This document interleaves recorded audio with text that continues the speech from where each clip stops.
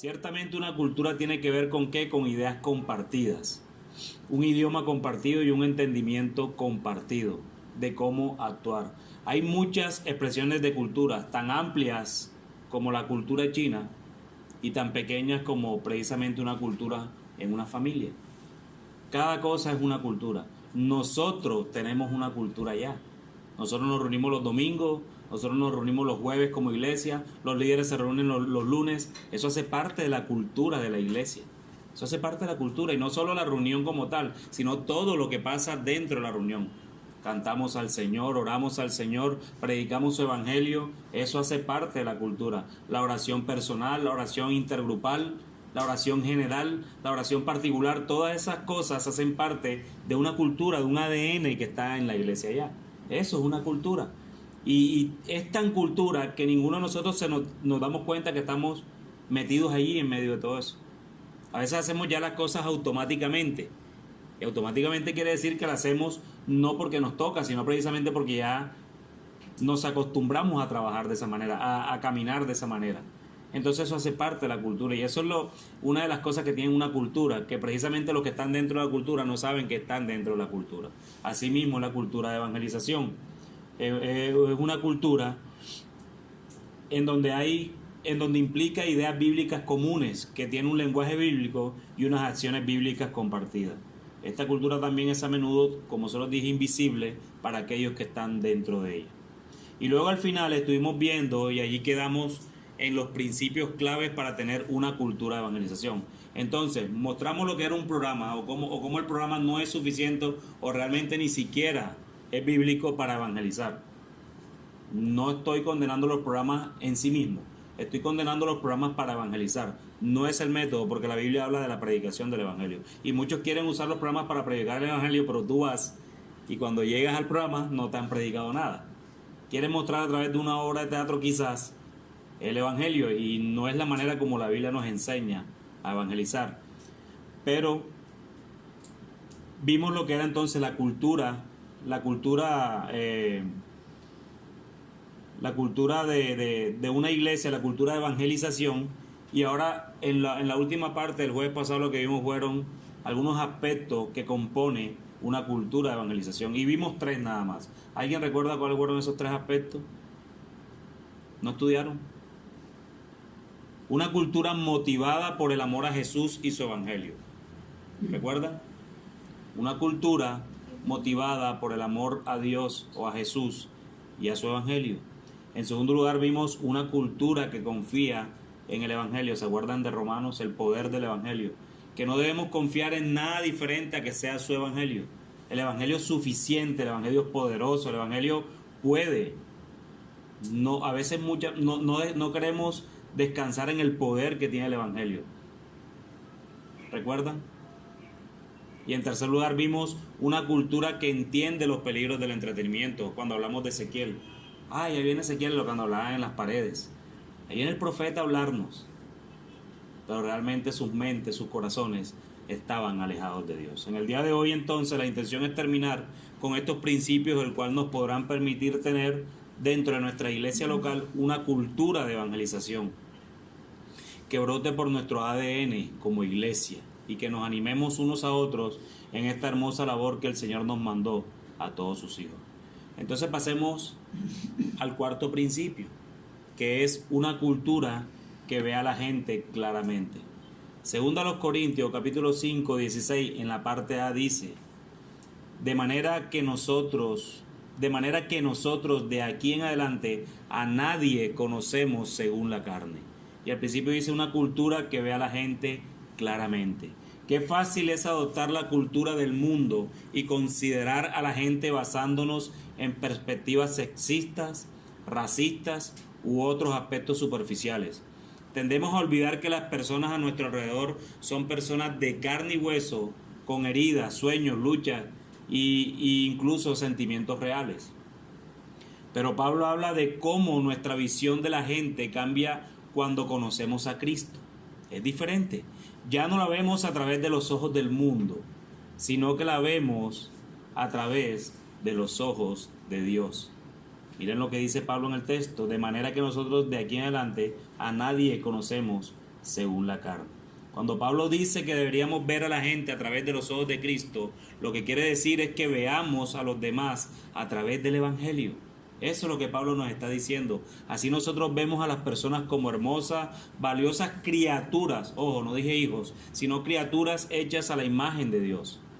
Son dos aspectos diferentes. El hecho de que no sea creyente, yo no soy quien para condenar. Todo lo contrario. Y no quiero decir esta palabra porque puede sonar muy empresarial, pero sí es un campo a evangelizar. Es una oportunidad que tenemos todos para evangelizar. ¿Por qué? Porque esa persona, si no crea en Dios en ese momento, así no sea su hijo, si tiene su imagen. Y vale delante de Dios. Es una criatura hecha por Dios. Cada uno de nosotros lleva la marca de Dios. Es por ello que los cristianos creemos que todas las personas tienen dignidad, honor y valor. Más allá de que sean creyentes o no, todas las personas tienen dignidad, tienen honor y tienen valor. Al mismo tiempo reconocemos que todas las personas han caído. No podemos desprender una cosa de la otra para no volverlas buenas entonces. Sino que todas las personas han caído, son pecadoras y están separadas de Dios. Todos hemos torcido la imagen de Dios en nosotros, convirtiéndola en cosas horrendas. Es por ello que los cristianos no idealizamos a la gente tampoco. Pero en una cultura de evangelización la mayoría de nosotros tiene presente lo que la gente puede llegar a ser. ¿Qué es lo que puede llegar a ser la gente? Nuevas criaturas en Cristo. Nuevas criaturas en Cristo, renovadas y restauradas por el poder transformador de Dios. Nosotros estábamos en ese lugar en algún momento. Tú, mi hermano, estabas en ese lugar en algún momento. Y quizás alguien te vio así, con dignidad, con valor, y supo que tú eras un pecador, que tú odiabas a Dios también, y así te evangelizó. Asimismo nosotros como creyentes debemos ver al mundo una oportunidad para presentarles el Evangelio. Anhelo entonces estar con cristianos que recuerden que las personas son portadoras de la imagen de Dios, pero por encima de todo anhelo una cultura que recuerde lo que la gente puede llegar a ser a través del Evangelio. Lo que hablamos, el poder del Evangelio. Muchas veces no confiamos en el poder del Evangelio. Miren, hermanos, el poder de Dios levantó a su Hijo de entre los muertos. Creo que se los dije el domingo. Y es el mismo poder que nos resucitó a nosotros espiritualmente. Y es el mismo poder que sigue llamando a los suyos. No se necesitan obras de teatro para eso. Solamente se necesita predicación, presentar el Evangelio. En quinto lugar, una cultura que trabaja unida en la misma dirección. Y esto es importante. Filipenses capítulo 1, del 3 al 5 dice: doy gracias a mi Dios siempre que me acuerdo de vosotros, siempre en todas mis oraciones, rogando con gozo por todos vosotros, por vuestra comunión en el Evangelio desde el primer día hasta ahora. Pablo le escribió a la iglesia en Filipo expresando su gratitud hacia ellos por su participación en el ministerio del Evangelio. Esta es una imagen de lo que es una cultura de evangelización. Todos estaban trabajando juntos para el avance del Evangelio. Todos estaban activos en ese proyecto. Lamentablemente la iglesia de hoy está viendo que esta responsabilidad solo es para los líderes. Y le preguntan ¿a dónde estás evangelizando? ¿Y a dónde estás yendo? ¿Te puedo acompañar? No, hermanos, esto es una tarea de toda la iglesia. De toda la iglesia. Y ese es el deseo de nosotros. Que ustedes puedan guardar en sus mentes, pero sobre todo en sus corazones, que esta tarea es tuya también, mi hermano. Y hermana que estás aquí, también es tuya. Esta es de todos. Un entrenador del equipo de fútbol de niños, cuando se reunían y les preguntaban: bien, cuando el otro equipo tiene el balón, ¿cuál de nuestros jugadores defiende? Y todos contestaron, gritaban con entusiasmo: todos defendemos. ¿Cierto? Ustedes han visto esos partidos de niños, donde está la bola están ellos, los 22 jugadores están allá.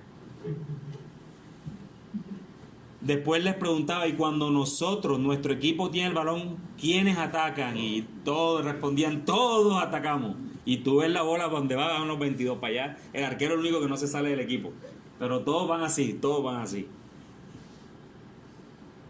Pero sin embargo, cuando comenzaba el partido, poner ese concepto en acción resultaba un poco más complicado con los pequeños de 5 años.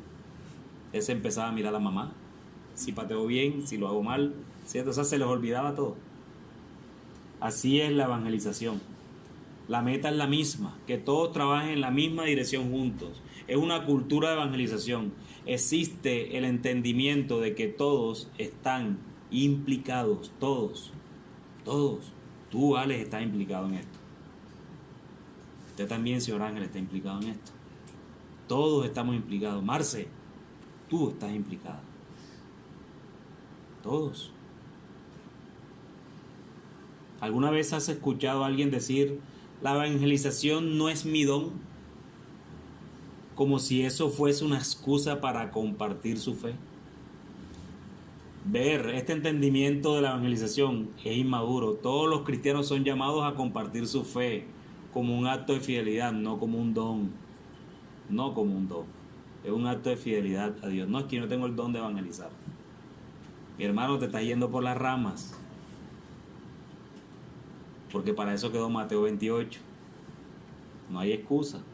Anhelamos compartir nuestra fe en el contexto de una iglesia que entiende lo que estamos haciendo y que empuja hacia adelante junto a nosotros. En tal cultura, cuando traemos a un amigo a la iglesia, nadie supone que el amigo es cristiano. Y esa es la idea. A mí me pasó este domingo, precisamente con Isaías allí sentado. Al lado había una muchacha que había llegado, Kelly, y yo pensé que Isaías la había traído. Pero mi hermano, te aconsejo algo. Siempre que alguien traiga a alguien, y evidentemente no la trajo, se encontraron, que fue diferente, pero tienes que dar por sentado siempre que esa persona que llegó no es cristiana. Dalo por sentado. Es más fácil. Porque creemos que porque entramos a una iglesia entonces todos son creyentes. No es así necesariamente. No es así. Una cultura evangelizadora llega donde esa persona y le pregunta cómo estás. ¿Qué ha pasado con tu vida? ¿Por qué estás acá? Mira, hace 2 años yo estaba como tú. ¿Sabías eso? Eso es una cultura evangelizadora. Ahora con estos domingos llega alguien, no vaya a caer todos al mismo. No es que el hermano dijo, todos aquí, cojan cola. No. Le preguntas qué piensas del cristianismo, por ejemplo. Esas cosas son importantes. Hacer esas preguntas. Y todos trabajamos con el mismo objetivo. Evangelizar. Ser testigos de Cristo. En sexto lugar, una cultura en la que las personas se enseñan unas a otras. Primera de Pedro, capítulo 3, versículo 15, en la segunda parte dice, estad siempre preparados para presentar defensa con mansedumbre y reverencia ante todo el que os demande razón de la esperanza que hay en vosotros. Segunda de Timoteo, capítulo 1, versículo 13 dice, retén la forma de las sanas palabras que de mí oíste, en la fe y amor que es en Cristo Jesús. Pedro nos instruye a estar listos para compartir las razones y las respuestas de la esperanza que está en nosotros. Para poder hacer esto necesitamos un entrenamiento serio. ¿Cómo presento defensa de mi fe si no me preparo? Y eso cuando nos preparamos, luego lo ponemos en práctica. Es así de sencillo. Por esta razón Pablo le recuerda a Timoteo que siga todo aquello que le enseñaron. Pablo le enseña a Timoteo, Timoteo enseña a los demás. Felizmente cambiaría todo el dinamismo de impactantes oradores, la música impresionante y los dramas populares de Pascua por una cultura de evangelización en la cual la gente es entrenada para dirigir un estudio bíblico con un no creyente en el Evangelio, según San Marcos, por ejemplo. Yo diera todo por eso. De no ser tan impactantes aquí, sino que la gente, que no crezcamos tanto así, sino aquí, que crezcamos en el conocimiento del Señor, que estemos listos y preparados para presentar defensa de nuestra fe a quien nos demande, con mansedumbre, con amor, con justicia, misericordia. En una cultura de evangelización los miembros se enseñan mutuamente lo que aprendimos en el capítulo anterior, por ejemplo, ¿qué es la evangelización? ¿Qué es el evangelio? ¿Tú alguna vez le has preguntado a alguien aquí qué es el evangelio? Muchas veces damos por sentado de que todos sabemos qué es el Evangelio. Y si hay una pregunta que no podría faltar entre creyentes, es preguntarle precisamente: mi hermano, ¿qué es el Evangelio para ti? Esa pregunta es necesaria, partiendo de que si tú entiendes qué es el Evangelio, vas a entender la obra de Cristo. Pregúntale a tu hermano, no hoy, ¿qué es el Evangelio, mi hermano? Y repetimos ese proceso día tras día, día tras día. Y nos vamos enseñando unos con los otros. Y asimismo hacia afuera presentamos defensa de nuestra fe. En séptimo lugar, una cultura en la que se da ejemplo en la evangelización. Segunda de Timoteo capítulo 2 versículo 2 dice: lo que has oído de mí ante muchos testigos, esto encarga a hombres fieles que sean idóneos para enseñar también a otros.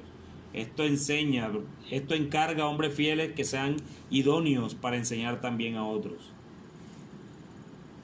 Se da ejemplo en la evangelización. Lo hermoso de una cultura de evangelización, si se logra llevar a cabo correctamente, es que los nuevos creyentes tienen la pasión. Muchas veces cuando los creyentes no llegan a la iglesia, tienen una pasión desenfrenada, porque conocieron algo que estaba anulado para ellos, ¿cierto? Eso pasa muchísimo. Y los contactos que los cristianos más antiguos, además, son los nuevos creyentes, los que les gusta traer más gente. Quieren que todos conozcan lo que ellos conocieron. Normalmente los nuevos creyentes son apasionados en ese estilo. Obviamente los creyentes antiguos son más calmados en eso y más bien se ocupan del conocimiento, de aprender más del Señor. Ahora imagínense mezclando esas dos cosas. Aquel nuevo creyente trayendo gente a la iglesia, o incluso estoy en la universidad y conocí a alguien, ven, ayúdame, y llama a un antiguo creyente o un creyente que es más maduro en la fe y lo llama a que evangelice con él. Ayúdame porque no sé cómo evangelizar, ayúdame con esto. Pero la idea no es dejárselo al antiguo, la idea es que el nuevo esté con él para que aprenda también a evangelizar. Eso es lo que Pablo le está diciendo a Timoteo: encarga a hombres fieles. Encarga a hombres fieles.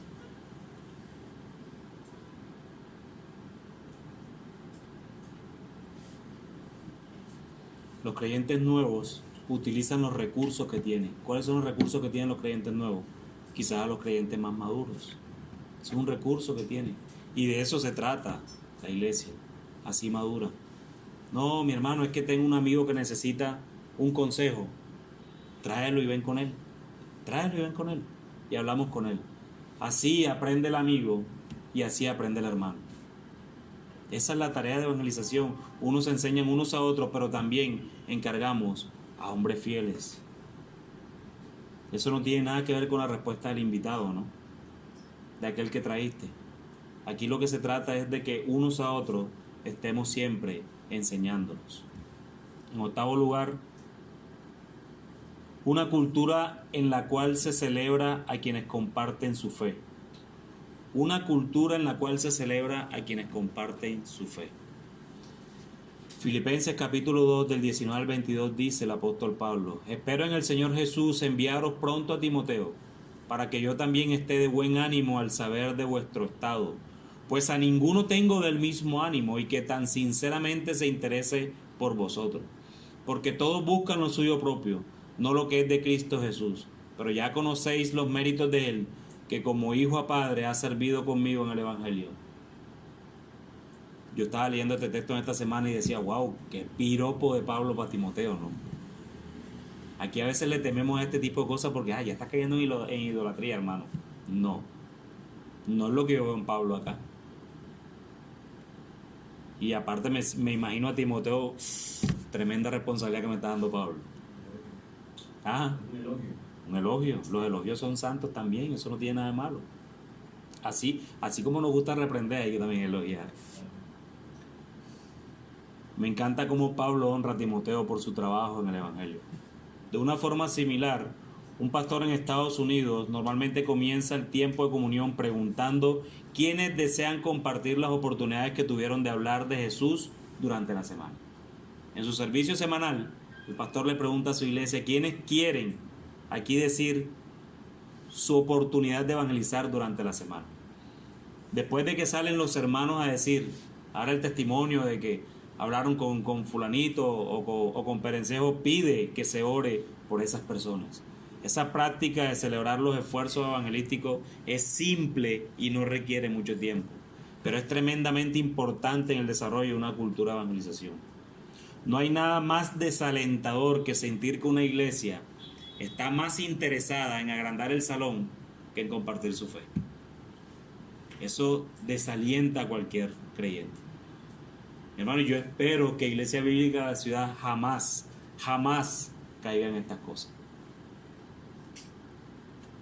Vivimos el Evangelio, anunciamos el Evangelio.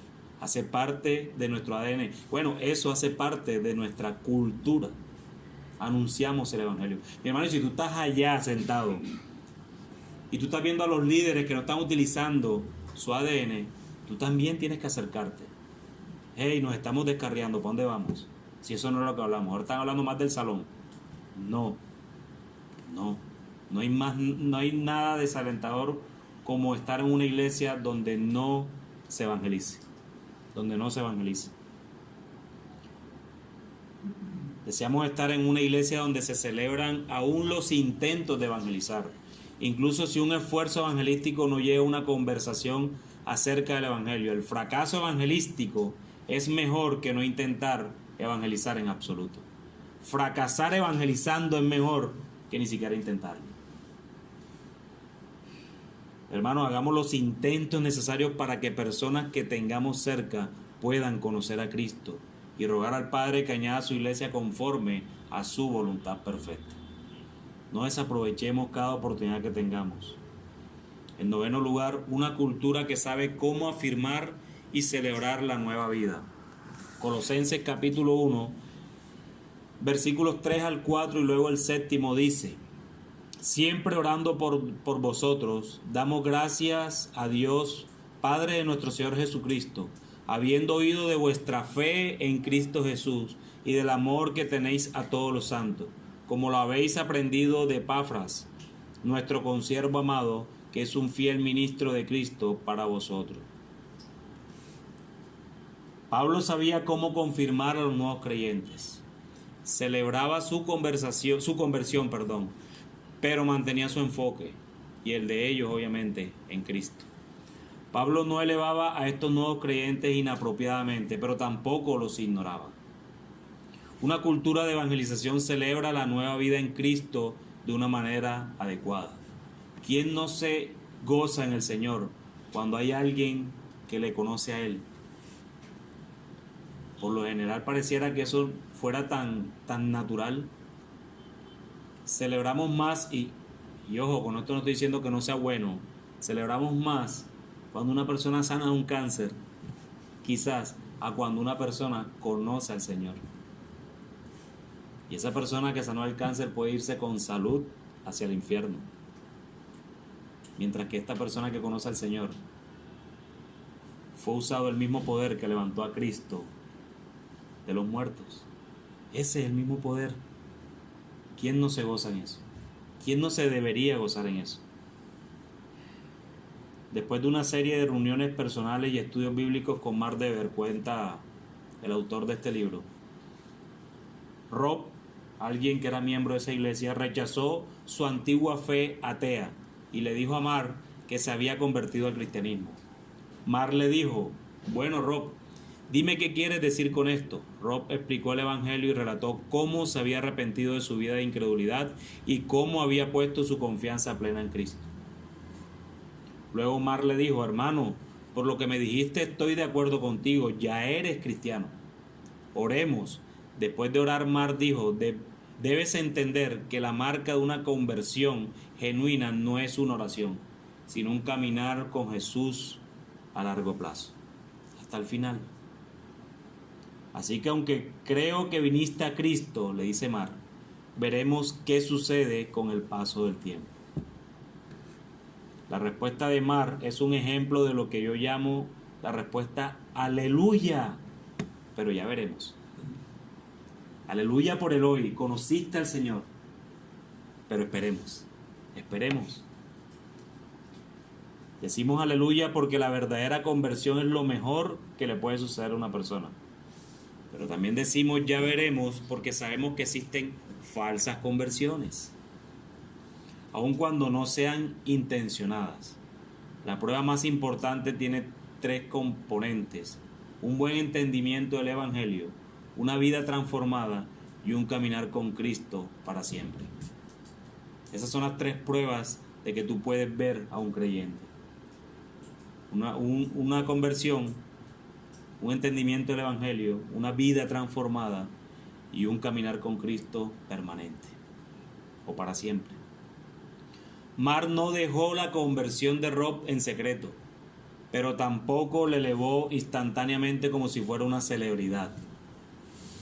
En su bautismo, Rob compartió apropiadamente cómo había llegado a la fe, pero vendrían pruebas, y eso seguro, vendrían pruebas, y la manera en la cual Rob lidiaría con ellas será más importante que cualquier historia de conversión. En una cultura de evangelización, los cristianos saben cómo responder a quienes han venido a la fe recientemente.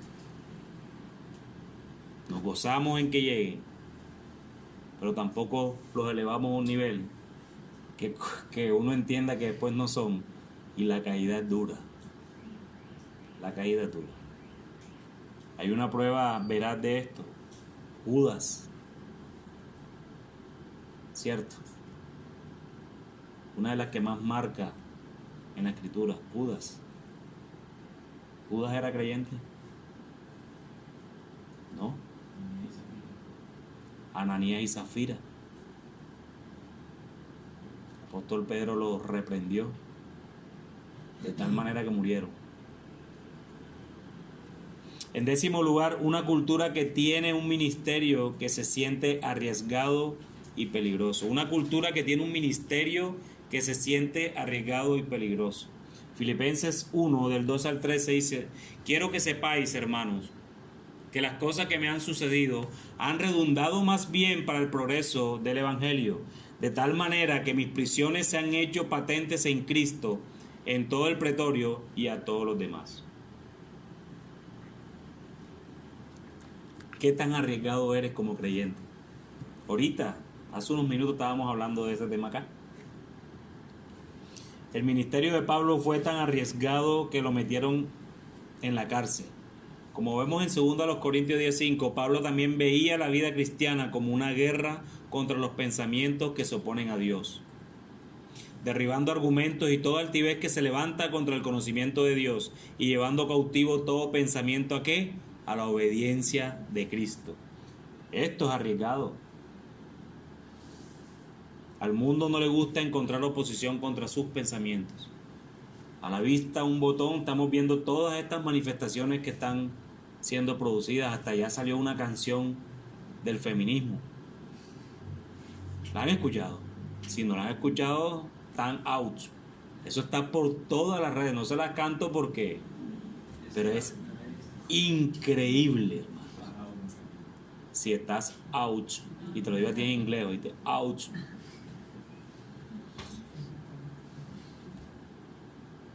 Les pregunto, ¿estamos dispuestos a llamar a las personas para una evangelización arriesgada?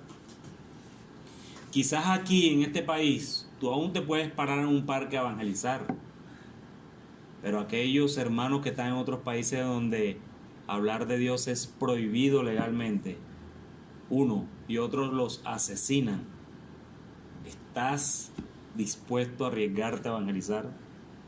Nosotros anhelamos una cultura de evangelización que se arriesgue en el sentido de confrontar a la cultura. Debemos ser contracultura, hermanos. Contramundo, que le llaman otros. Esto significa principalmente no dar importancia a lo que la gente piense de nosotros. En Filipenses, Pablo dice que el Evangelio había llegado a ser conocido entre la guardia imperial. Y cuando envía saludos al final de la carta, escribe: todos los santos saludan y especialmente los de la casa de César. ¿Habían leído alguna vez y habían meditado por qué Pablo saluda a los de la casa de César? Seguramente porque él les predicó y se convirtieron muchos. Pablo no iba a saludar impíos acá, a los de la casa de César. Está claro que Pablo había visto a algunos de sus guardias venir a la fe. Pablo no estaba prisionero de ellos. Ellos estaban prisioneros de Pablo a través de la predicación del Evangelio. Lo que pasa es que ellos no lo sabían. Ellos no lo sabían. Pablo arriesgó su vida. Y su vida de riesgo por el Evangelio trazó un camino hacia la cárcel. Pablo no estaba encadenado. Ellos estaban encadenados a la predicación de Pablo. Nosotros anhelamos una iglesia donde los ateos y los no creyentes del sector también, donde estamos, vean a los ateos y a los no creyentes venir a la fe. Que ateos vean a ateos venir a la fe. No creyentes vean a no creyentes venir a la fe. Eso es arriesgado, pero es lo que nos demanda nuestro Señor. No estar predicando en una zona de confort todo el tiempo. Predicar aquí es, la verdad, muy bueno. Enseñar aquí es muy bueno, pero hay que salir también como iglesia y predicar. Y hay un 11º principio, que es una cultura que entiende que la iglesia es el método elegido y el mejor para evangelizar. Una cultura que entiende que la iglesia es el método elegido y el mejor para evangelizar. Hechos capítulo 2, versículos del 46 al 47, dice: y perseverando unánimes cada día en el templo y partiendo el pan en las casas, comían juntos con alegría y sencillez de corazón, alabando a Dios y teniendo favor con todo el pueblo. Y el Señor añadía cada día a la iglesia a los que habían de ser salvos. Hermanos, anhelamos ver una iglesia que entiende que la iglesia local es el método escogido por Dios y el mejor para evangelizar. Anhelamos ver una iglesia donde los cristianos están tan llenos del amor por Jesús que cuando se reúnen para su tiempo regular de adoración llegan a ser una imagen viva del Evangelio.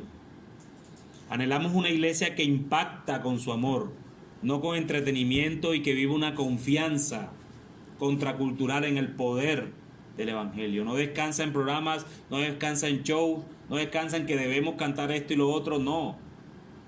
Descansa en el poder que hay en el Evangelio.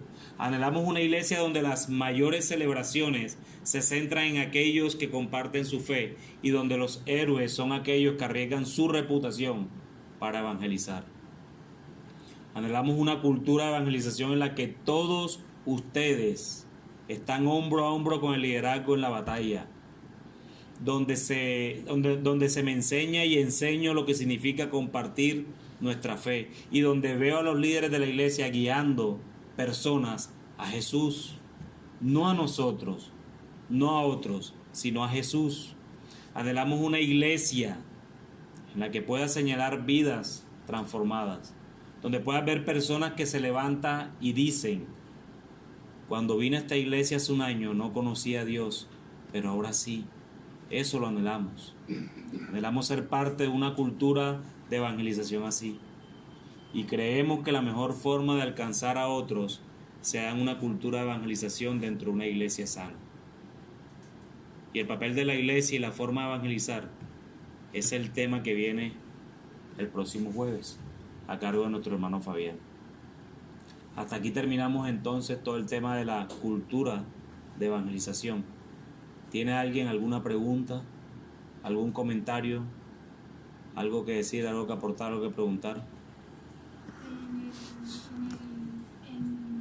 El deseo número 10 dice que nos arriesguemos nuestra vida por predicar, pero también en la Biblia nos dice que los que son perseguidos y vituperados por el nombre del Señor Jesucristo, que no nos preocupemos porque ya Él ha vencido al mundo y tenemos un galardón grande en nosotros. Amén. Así es. Son bienaventurados esos que son perseguidos por causa de Cristo. Eso es un riesgo, pero es una bendición tremenda. Mi hermano. Yo quería rescatar lo que cuando empezamos el tema de Gálatas, también se hablaba de eso. ahorita lo mencionaba, no recuerdo qué punto, la verdad, pero ahorita lo mencionaba, creo que fue el cuarto, el quinto, que nosotros le predicamos sabiendo que el Evangelio, le predicamos a estas personas por dos razones, recordándonos quiénes son ellos, por cuatro, ellos son imagen de Dios, Amén. pero que también pueden llegar a ser una nueva creación. Así es. Y yo creo que eso no podemos perderlo de vista, eso nos va a dar un enfoque pleno, contundente, claro, y la razón de que esas personas pueden llegar a ser imagen de, no, pueden llegar a ser nueva creación es por el Evangelio mismo. Así es. Como decíamos, cuando dice el Evangelio es poder, el dínamo, la dinamita, la explosión, lo que guarda, o lo que encierra, lo que tú decías, el mismo poder de Dios que usó en Cristo para la resurrección, el mismo poder que está aquí para traer estos muertos a la vida. Alguien dijo una vez, nosotros predicamos como si la salvación dependiera de nuestras palabras. Es nuestro ruego y es lo que intentamos hacer. Este Evangelio tiene poder para que este no sea simplemente imagen, sino también pudiera llegar a ser una nueva creación. Tenemos que hacerlo con ese nuevo, Amén. esa pasión que el Señor nos ayude. Así es, varón. Bueno, yo quisiera solamente a manera por lo que decía ahorita también en otro punto del pastor que llevaba a la gente a decirlo. Yo quisiera recordar que hace unos meses estuvimos como iglesia compartiendo el Evangelio en un sector de soledad. Y la razón no fue porque se quiso terminar, porque sí, simplemente que se entendió en el momento particular que hasta allí era el lugar, el tiempo de estar en esa reunión. Bendito el Señor, que estamos teniendo 3 personas de esas reuniones aquí con nosotros. Bueno, yo no está, pero normalmente asisten los domingos y los jueves. Amén. Entonces vemos que es el Señor quien obra.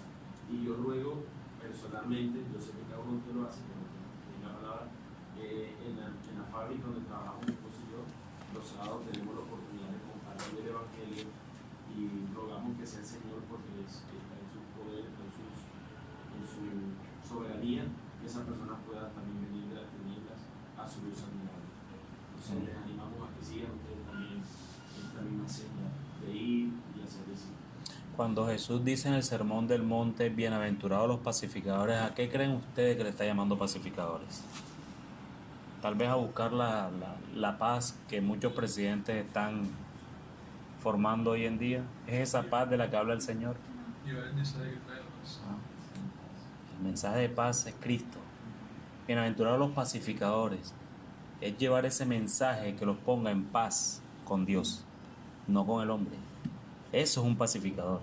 Hoy en día hay películas que se llaman pacificadores y todo, pero realmente no entendieron nunca qué es ser un pacificador. Y ser un pacificador es llevar el mensaje del Evangelio para que esas personas tengan verdadera paz. Paz con Dios. Vamos a orar, mis hermanos.